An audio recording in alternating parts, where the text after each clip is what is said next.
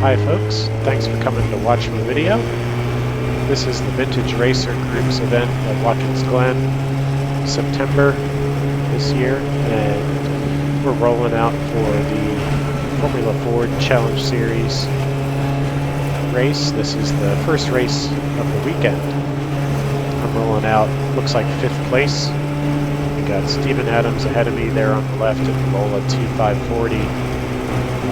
In front of him is Doug Beatty, Crosley 45F. Got Mark Clark and Crosley 32F ahead of him, and I think on pole is Dan Pianowski.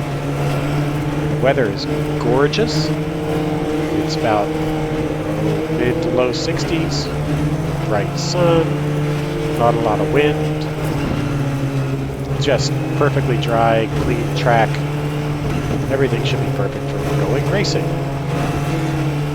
I'm in my 1969 Macon MR7, and it's only the second time I've gotten to race it this year. I'm not going to get to race it again this year, so pretty excited, pretty happy to be here.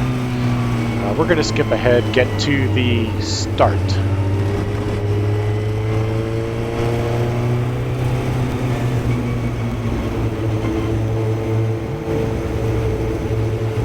Alright, so here we are, we're rolling up to go take the start. Keep an eye on the speed that we take the start. So, see, we're kind of going about 40, 45 miles an hour when the pace car pulls off. We're supposed to hold that pace until the green flag falls. But it's creeping and creeping, no green flag, stretching it out, stretching it out.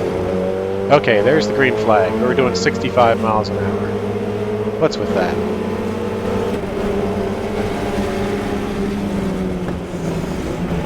Heading on down the inside here, nice and safe. But I had to pinch the corner a little bit, so I didn't get much of a run, and Mike takes off around the outside of me. It's Mike Agnifilo. Tim Hennon just behind me. He didn't get much of a run either because he was right behind me.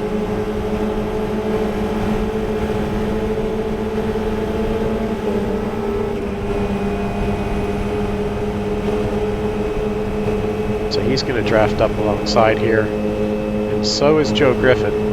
That's going to be a theme for the weekend.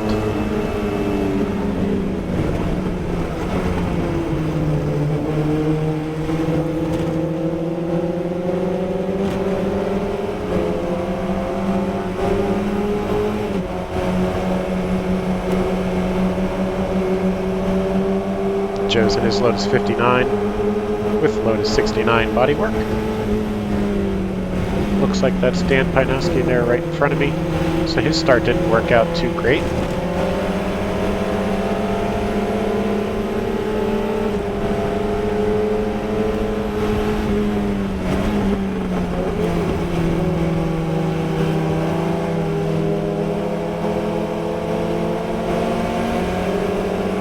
Yeah, I'm fiddling with my arm restraint there. It's getting caught on something down maybe my belts. I'm not sure, so I was just kind of trying to get that popped free. I just missed my braking point. Should have braked a little earlier. But maintained my corner speed, so Joe didn't get much ground gain there.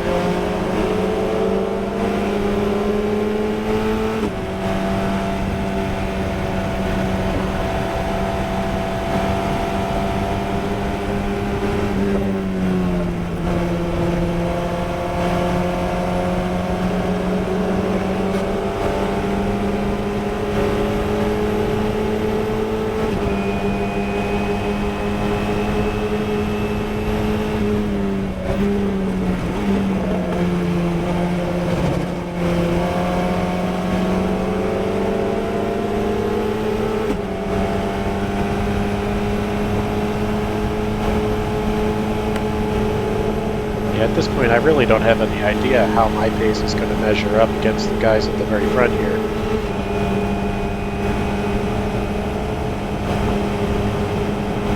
So I think my race is maybe just with Joe. So I'm gonna drop in behind him here, but he brakes a lot more than I expected, so I kind of had to go around him there. That's been a forced pass, because I I wasn't going to slow down that much. I didn't have that much brake pressure on, so I just had to pull out. I didn't steal his apex, he gave it to me.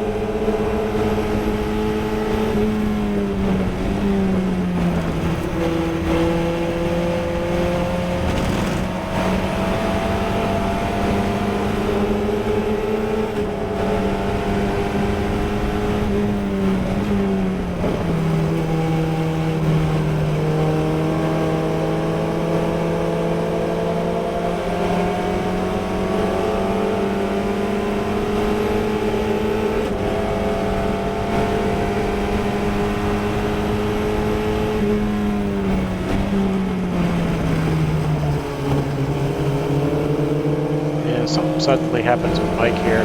He's just pointing everybody by. Maybe he has a mechanical, or might be getting a phone call. I don't know.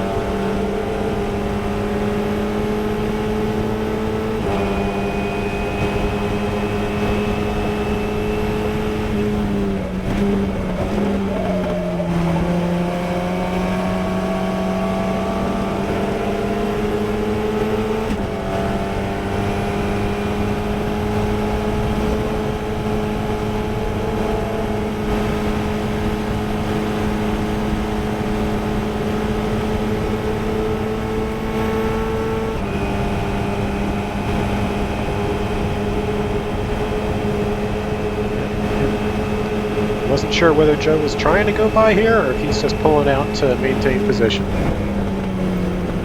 What I am sure of is that I prefer being the first one through the bus stop here. So I push pretty hard for that track position. Not a big fan of following folks through there.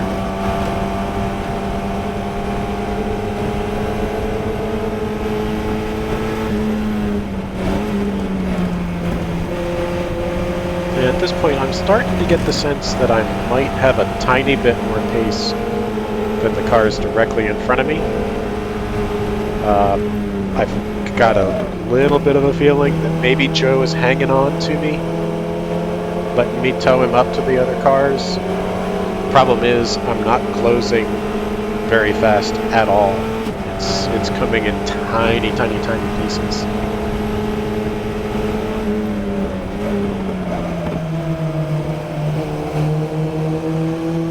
Yep. Joe got underneath me, but I hung on. There he is. He's saying that was all right. No worries. Big old thumbs up. Gave me the inside line for this corner. That's a tough one to hang on the outside of. So we're definitely not working together now. Maybe we should.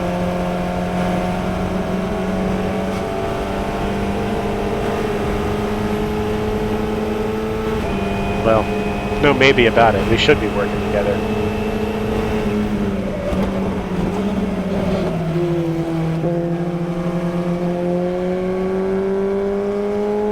See, this is okay by me. Because, again, from my perspective, I really want to be first to go through the bus stop. So I can generally count on being able to pass him going up the straightaway here, if I'm this close and I time it correctly. I'm hanging out a little bit because I wasn't quite ready to get the draft.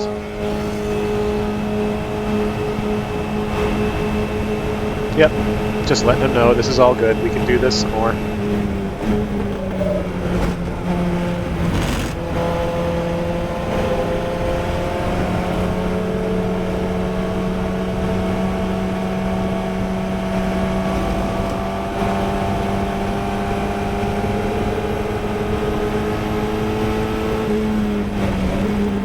So if we were working together, if I can figure this out, whoever leads through the bus stop needs to have good pace down here through the boot and pull the other car along, not hold them up.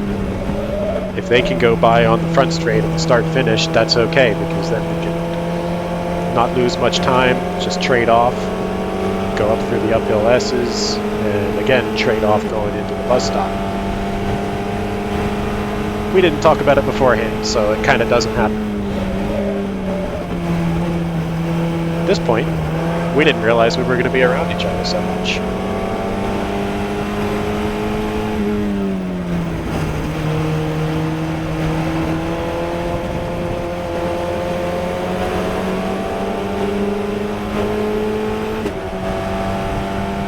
So I've got a fair gap to Joe now, so I'm thinking I'm not going to get any opportunity to work with him. What I ought to do is try to catch these guys up front. So I'm pushing and pushing, and I make a mistake. That's going to open up the gap. I didn't lose a ton of time.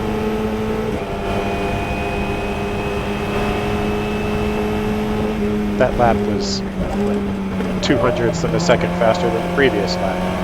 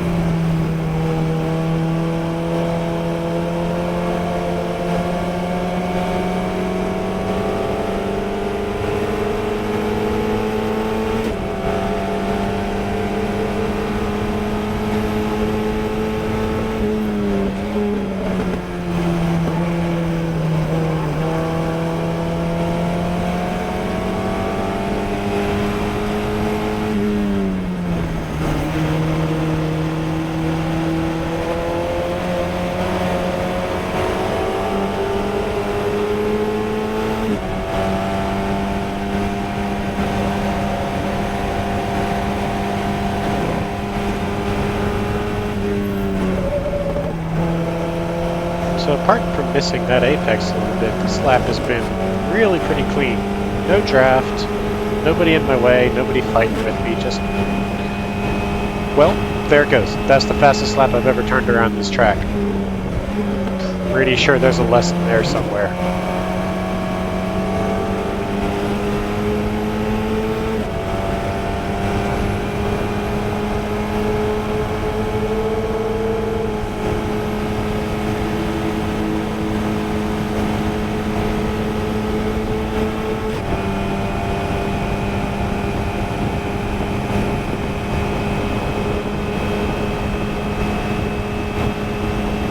Checking to see where everybody is in the mirrors. Nobody's there. Must have had a little bit of a headwind that time. I lost a little bit of speed even before I got off the gas. Had like a max of 118 and it dropped to 117 just before I got on the gas.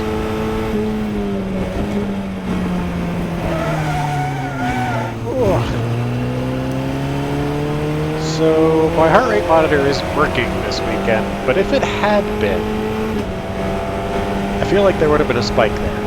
Yeah, so that was Dan Pianowski, and I wasn't really prepared for that. The flag had just come out as I got up to it, so that was quite a surprise. If I had just gone ahead and taken my normal racing line, I probably would have been perfectly fine, but at that point I didn't know that, so I jumped on the brakes, got a little bit of lockup, and because I was threshold braking, I couldn't add any more turning in. So I couldn't get down to the apex where I was intending to go. So I ended up having to go around the outside, which I knew it at the time was the risky line. So I'm not too thrilled with exactly how I handled that. But it was a surprise to see him I'm sitting there sideways.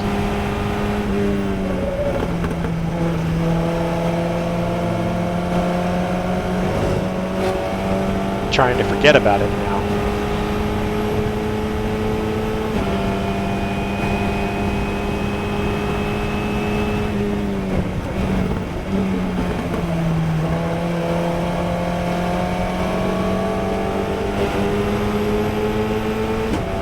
I am keeping my eyes open for any indication that we're going to go the full course yellow or black flag, because I wasn't sure whether Dan had broken or stalled the car and couldn't get it restarted. If he's going to be out there in that corner when I get there now, then we've almost certainly got a black flag coming.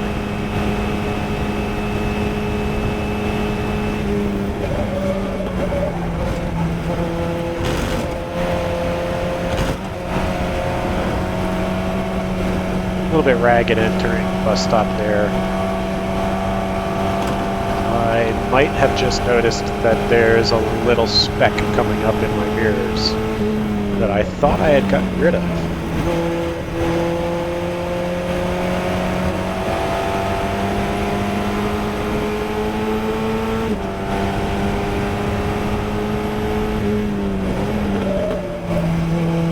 And since Dan spin last lap, I can tell I'm not likely to catch the guys up ahead of me.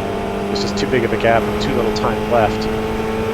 So I'm thinking maybe I'll try to work with Joe here. So I tell him to go ahead. In retrospect, that was probably a mistake. What I've just noticed that I probably should have noticed before I pointed him by is that we're catching lap traffic. So I would have preferred to have hung on to that place and navigate lap traffic in front of Joe, but I wasn't looking far enough ahead. I was looking too much in my mirrors at what was coming up behind me.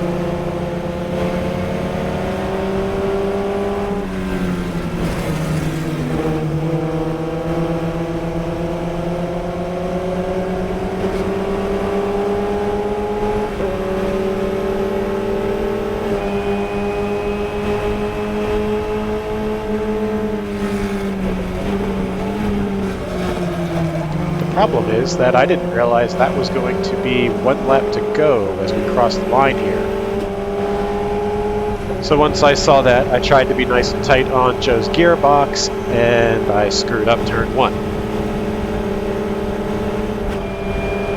Still have a pretty good tow here coming up through the S's, but the problem is I get up here to go around him, there's a car on the outside, I back out of it.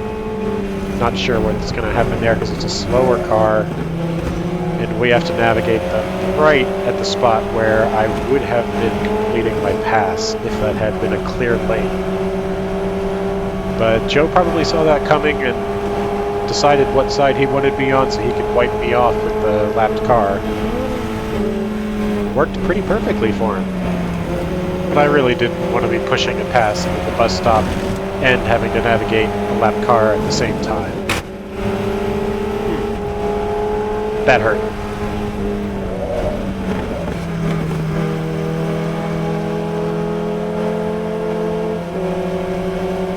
I'm trying to get back into a position where if Joe makes a mistake that I can capitalize on it, but he's not doing much for me and I'm making tiny mistakes as a result.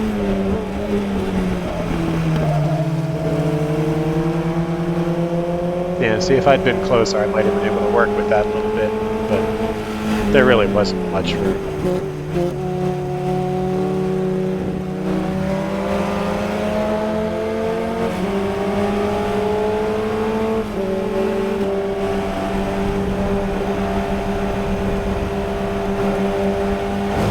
One corner to go.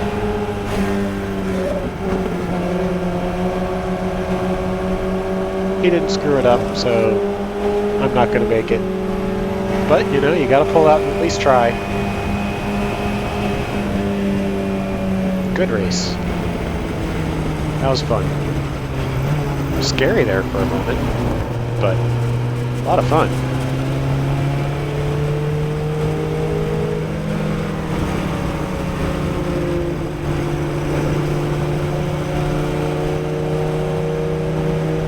Thanks, Joe.